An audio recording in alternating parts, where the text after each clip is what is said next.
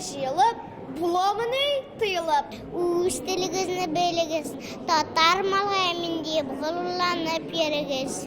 Кем үзенең һөнәрен яхшы күрсәтә, шуңа бүләк биреләчәк. Бүләкләргә алар үзләре лайык булды. Бу 10 яшькә кадәр катнашучылар арасында татар сүзе бәйгесе лауреатлары. Республиканың төрле районнарыннан 11 бала. Беренче урын Дилә Сибагатуллина. Иң кечкенә катнашучыга 2, иң олысына 91 яшь. Бәйгегә 3955 видео язма җибәрелгән. Алар 3 турда карала. Татар сүзен дөрес тә, үтемле дә, оста да сөйләп финалга үтүчеләр халыкара туган телләр көнендә шушы сәхнәдә чыгыш ясады.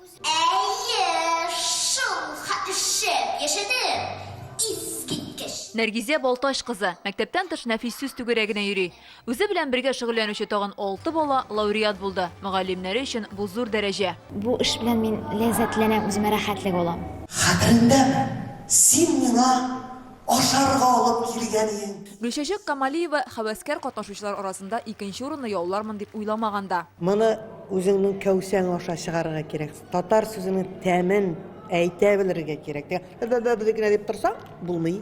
Өченче урын Мәдинә Гайнуллина. Профессионаллар, ягъни һөнәрләре буенча нәфис сүз осталары номинациясендә җиңү яулаучылар 3. Барысы да актерлар. Фәннур Мөхәммәтҗанов 1нче, Идел Кыямов 2нче, Мәдинә Гайнуллина 3нче урында. Бәйге дәвамлы булсын иде.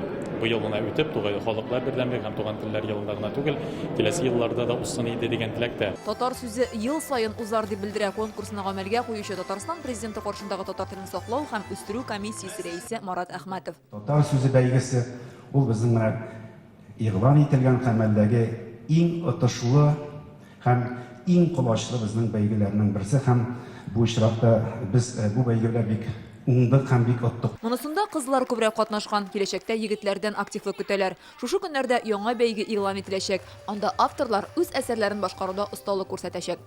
Фирүзә Мәҗитова, Александр Лобанов, Яңа гасыр каналы. Көтелмәгән кунак көттереп кенә интернет челтәрләренә дә килеп җитте. Хәзер бу фильмның барлык серияларын ТНВ.ру сайтында карап була.